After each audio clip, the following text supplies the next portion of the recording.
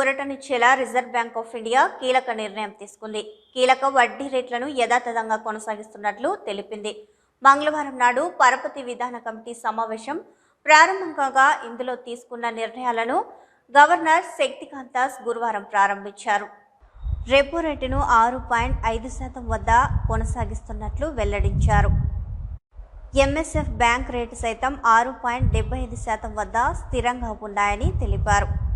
ద్రవ్యోల్బణం తగ్గినందుకే వడ్డీ రేట్లను పెంచలేదని తెలిపారు. గత ఏప్రిల్ సమావేశంలో రెపో రేటును ఎలాంటి మార్పు చేయకుండా 6.5%గా కొనసాగించారు. ద్రవ్యోల్బణాన్ని నియంత్రించేందుకు 2022 మే నుంచి వరుసగా 6 దఫాల్లో రెపో రేటును 250 బేసిస్ పాయింట్ల మేర ఆర్బీఐ పెంచింది. కీలక రేట్లపై నిర్ణయాన్ని తీసుకునేందుకు రిటైల్ ద్రవ్యోల్బణ గణాంకాలను ఆర్బీఐ పరిగణలోకి తీసుకుంటుంది. అయితే ఏప్రిల్లో రిటైల్ ద్రవ్యోల్బణం 18 నెలలు కనిష్టమైన 4.7%కి దిగివచ్చిన విషయం తెలిసిందే. The contraction in merchandise imports outpaced that of merchandise exports in April, resulting in a narrowing of trade deficit. Coupled with sustained and strong growth in services exports, the drag from net exports on growth is easing. On the supply side, the 8 core industries output expanded by 3.5% year-on-year in April, compared with 3.6% in the month of March. The Purchasing Managers Index, that is PMI, for manufacturing exhibited sustained expansion, rising to 58.7 in the month of May, which is a 31-month high. Available high-frequency indicators suggest that services sector activity has remained on an accelerating trajectory. PMI services remained in strong expansion at 61.2 on top of 62 in April. Looking ahead, higher Rabi crop production, expected normal monsoon, continued buoyancy in services, and softening inflation should support household consumption. On the other hand, given the healthy twin balance sheets of banks and corporates, supply chain normalization, and declining uncertainty, conditions are now favorable for the capex cycle to gain momentum.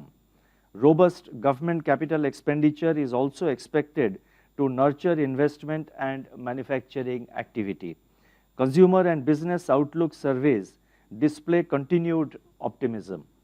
The headwinds from weak external demand, volatility in global financial markets, protracted geopolitical tensions, and intensity of El Nino impact, however, pose downside risks to the outlook so far as growth is concerned. Taking all these factors into consideration, the real GDP growth for 2023-24, that is for the current year, is projected at 6.5%, with Q1 at 8%, Q2 at 6.5%, Q3 at 6%, and Q4 at 5.7%, with risks evenly balanced. Let me just give the figures once again. So the GDP growth, real GDP growth projection for the current year 23-24, the projection that we are making is 6.5%, and the quarterly breakup is as follows. The first quarter, the estimate is that it would be 8%, second quarter 6.5%, third quarter 6%, and fourth quarter 5.7%, and the risks are evenly balanced. Let me now turn to inflation. Headline CPI inflation has come down during March-April 2023 to 4.7% in April, the lowest reading since November 2021. Monetary policy tightening and supply-side measures contributed to this process. The easing of inflation was observed across food, fuel, and core, that is the CPI excluding food and fuel category.